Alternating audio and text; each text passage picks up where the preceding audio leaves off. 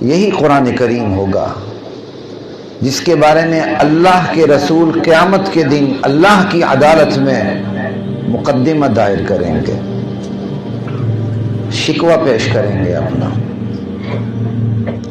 شکوہ بخاری کا نہیں ہوگا، مسلم کا نہیں ہوگا، صحیح ستہ کا نہیں ہوگا، قرآن کا ہوگا۔ وجہ یہ کہ احادیث قرآن کی تابع ہیں۔ قرآن کے بارے میں شکوہ آ گیا، پورے دین کے بارے میں شکوہ آ گیا۔ یا ربی، اے میرے پروردگار، ان قومی، میری اس قوم نے اتخذوا ھذا القرآن مہجورا، اس قرآن کو چھوڑ دیا تھا۔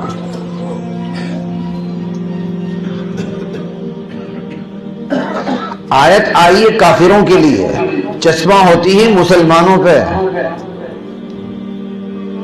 سمجھائی؟ آیت آئی ہے کافروں کے لیے اور چشمہ ہو رہی ہے مسلمانوں پہ۔ کتنی بدقسمتی کی بات ہے۔ دنیا کے تمام مذاہب کے سوتے سرچشمے خشک ہو چکے ہیں، وہ ہدایت لینا بھی چاہیں تو اپنے سرچشموں سے ہدایت نہیں لے سکتے، کیونکہ ان کے سرچشمے خشک ہو چکے ہیں۔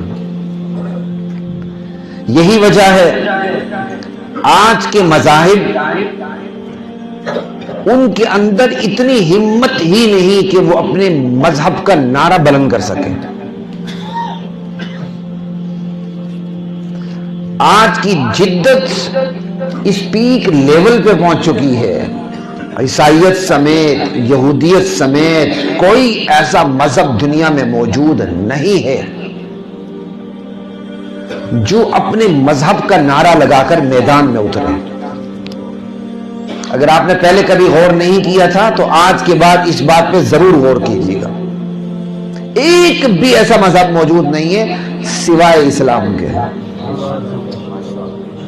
ہماری تمام تر بدعملیوں کے باوجود ایک گنہگار، زناکار، بدکار، شرابی، حرام خور مسلمان بھی کھڑا ہو جاتا ہے۔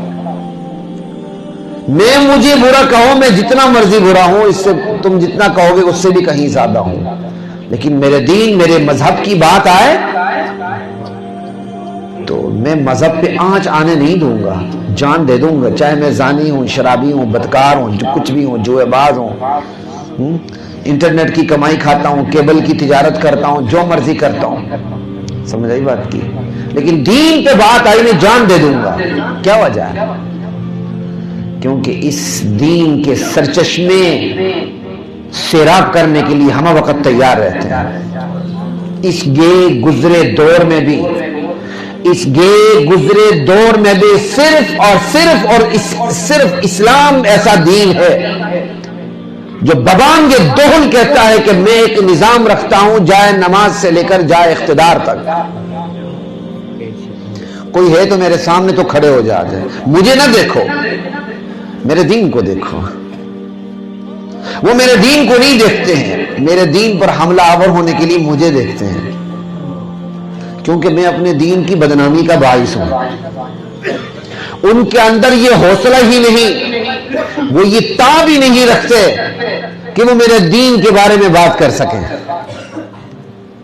وہ حوصلہ ہی نہیں رکھتے، کیونکہ دین کو جھٹلانا ان کے بس میں ہے ہی نہیں ہے، سرے سے نہیں ہے۔ قرآن تو تا قیامت پہلے ہی چیلنج دے چکا ہے جب وہ اترا تھا، فَإِن لَمْ تَفْعَلُوا وَلَن تَفْعَلُوا، کہا ہم نے جو نازل کیا ہے اپنے نبی کے سینے اطہر پر، اگر تمہیں اس کے بارے میں شک ہے کہ یہ اس محمد کا تصنیف کردہ ہے، اس نے بنایا ہے، لوگوں نے کہانیاں سنائی ہیں، کہانیاں سنا کے اس نے قرآن بنا لیا ہے، تو لاؤ پھر ایک سورت تم بھی، یہ بھی تو انسان ہے نا، تم بھی اسی عرب کے لوگ ہو، لاؤ وَإِن كُنتُمْ فِي رَيْبٍ مِّمَّا نَزَّلْنَا عَلَىٰ عَبْدِنَا فَأْتُوا بِسُورَةٍ مِّن مِّثْلِهِ۔ یہ صرف اس میں تو نہیں تھا کہ قرآن فصیح و بلیغ ہے، صرف اس لیے تو نہیں کہ اس کے مضمون ناصحانہ ہیں، صرف اس لیے نہیں کہ اس میں مستقبل کی خبریں ہیں، صرف اس لیے نہیں ہے کہ قرآن جو ہے نثر میں لیکن نظم نثر دونوں اس کے مقابلے کی ہمت ہی نہیں رکھتے. نہیں، ان تمام چیزوں میں قرآن وحدہ لا شریک ہے. سیرت بنانے میں، مستقبل کی خبریں دینے میں، دنیا کو نظام زندگی دینے میں، آج سے لے کر تا قیامت،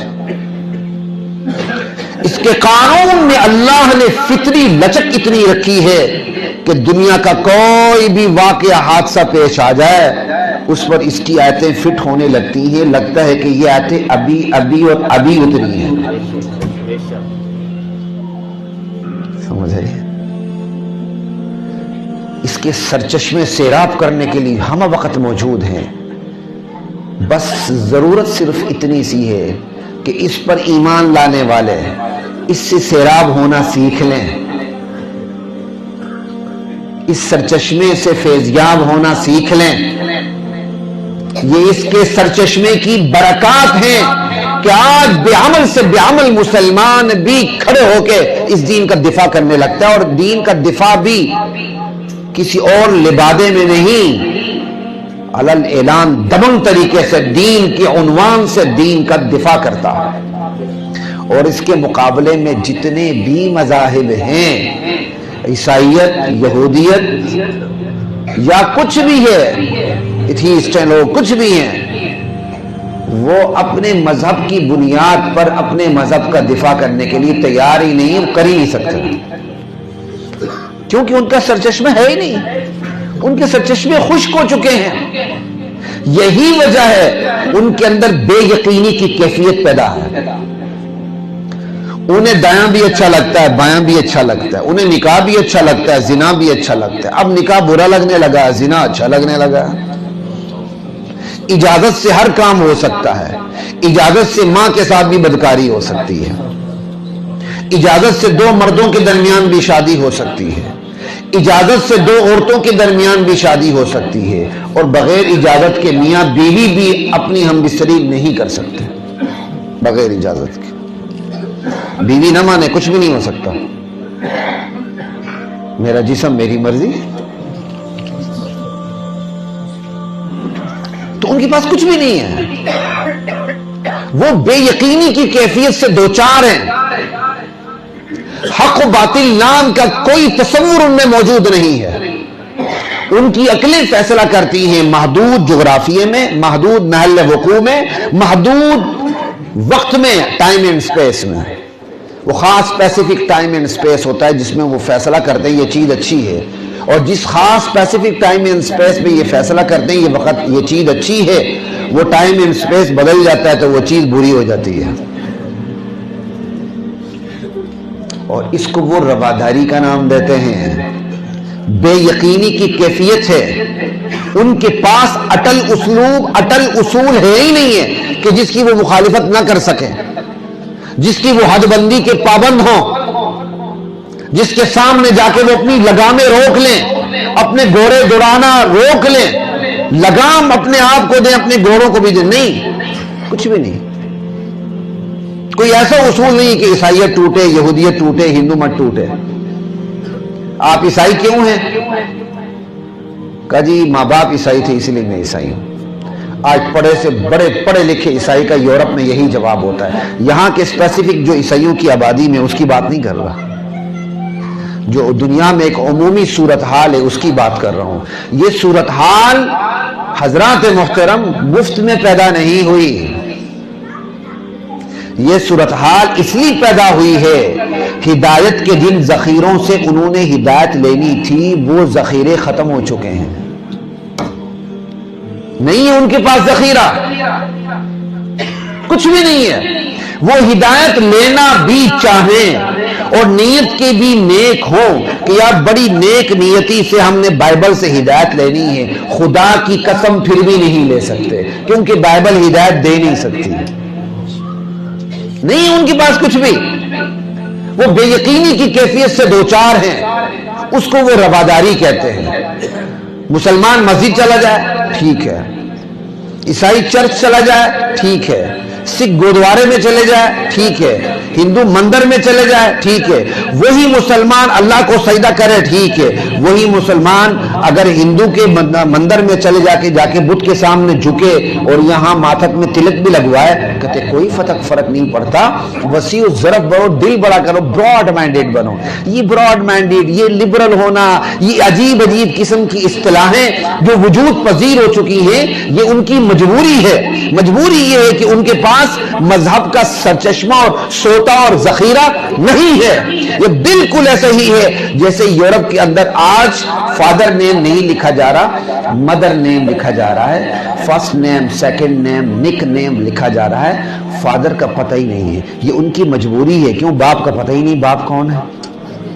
یہ فیشن نہیں ہے، یہ مجبوری ہے، کیونکہ یورپ کی اکثریت حرامیوں پر مشتمل ہے، اور یہ حرامی ہونا میرے اور آپ کے لیے گالی ہے، ان کے لیے کوئی گالی نہیں، کوئی گالی نہیں۔ بچے پہلے پیدا ہوتے ہیں، شادی بعد میں ہوتی ہے۔ 4 بچے پیدا ہو جاتے ہیں، اس کے بعد سوچتے ہیں شادی کر لیں تو کر لیتے ہیں، نہیں تو نہیں کرتے۔ اور آج ملٹائی نیشنل کمپنیاں پاکستان کے اندر ماں کا نام لکھتی ہیں، آپ نے دیکھا کبھی، نوٹ کیا؟ ماں کا نام لکھتی ہیں، اس کو رواج دینے کی کوشش کرتی ہیں۔ کیوں رواج دینے کی کوشش؟ یہ جڑ ہے تہذیب کی، یہ جڑ ہے تہذیب کی، باپ ہونا چاہیے، اور جس کا باپ ہوگا وہ حلالی ہوگا۔ وہ اس حلال پنے کی جڑ کو پر کیا کہتے ہیں کلہاڑے لگا رہے ہیں، اور ہم اس کو فیشن سمجھ رہے ہیں۔ جی آپ ماں کا نام لکھیں، اس کے بغیر وہ ناکافی سمجھتے ہیں، جبکہ یہ ان کی ضرورت ہے، کیونکہ باپ ہے ہی نہیں تو کس کا نام لکھیں؟ کیونکہ یورپ کا مرد آج شادی نہیں کرنا چاہتا۔ شادی اس لیے نہیں کرنا چاہتا کہ شادی کا بوجھ کیوں لے؟ اگر وہ طلاق دے گا تو آدھی بل گیٹس کی آدھی جائیداد اس کی بیوی لے کے چلی گئی۔ آپ دیکھ لیں نا، ہمارے ہاں تو 8واں حصہ ہے نا، یا 4تھا حصہ ہے یا 8واں حصہ ہے، اولاد ہو تو 8واں حصہ ہے۔ لا الہ الا اللہ۔ تو وہ شادی نہیں کرتے، وہ کہتے ہیں شادی میں جکڑ کے ہمیں نقصان زیادہ ہوتا ہے، شادی کر کے بھی تو مستی نکالنی ہے، وہ کہتے ہیں مستی ایسے ہی نکال لو، کیونکہ انہوں نے فیملی پلاننگ کی ہوئی ہے۔ جو فیملی پلاننگ کرتا ہے تو اس کے ہاں نکاح کا تصور صرف مستی نکالنا رہ جاتا ہے۔ میں کس مضمون کو چھیڑوں آپ کے سامنے؟ اگر آپ فیملی پلاننگ کریں گے، آپ زبان سے کہیں نہ کہیں، نکاح کا تصور صرف مستی نکالنا رہ جاتا ہے، جبکہ نکاح کا تصور نیک اولاد کی طلب ہے۔ تو آپ کس چیز کو چھیڑیں گے؟ اگر ان تمام چیزوں کا مجموعہ اکٹھا کر لیں، ان کے پاس ذخیرہ نہیں ہے۔ وہ نیک نیت بھی ہو تو ہدایت نہیں پا سکتے، کہ نیک نیتی سے وہ بائبل سے ہدایت لینا چاہے، نہیں لے سکتے۔ ان کو نیک نیت ہونا ہوگا، اپنے مذہب سے باہر نکلنا ہوگا، ہماری طرف آنا ہوگا، ہماری طرف نہیں قرآن کی طرف آنا ہوگا۔ ہماری طرف آگے تو پھر دوبارہ بھاگ جائیں گے وہ جو اوورسیز پاکستانی یہاں آتے ہیں نا، Canada, Spain, U S A, U K, Sweden, Norway چھوڑ کے پاکستان آتے، چلو یار اپنے ملک میں کاروبار کرتے ہیں۔ یہاں کے 2 سال جب اچھی طرح تھپڑ کھاتے ہیں نا یہاں کے لوگوں سے، پھر واپس دم دبا کے بھاگتے ہیں، کیونکہ یہاں کا تہجد گزار بھی ان کے ساتھ فراڈ کرنے لگتا ہے۔ سمجھ آئی بات کی؟ تو بات دور سے دور نکل رہی ہے، میں کوشش کروں اس کو دائرے میں رکھنے کی، کہ دائرہ یہی ہے حضرات محترم۔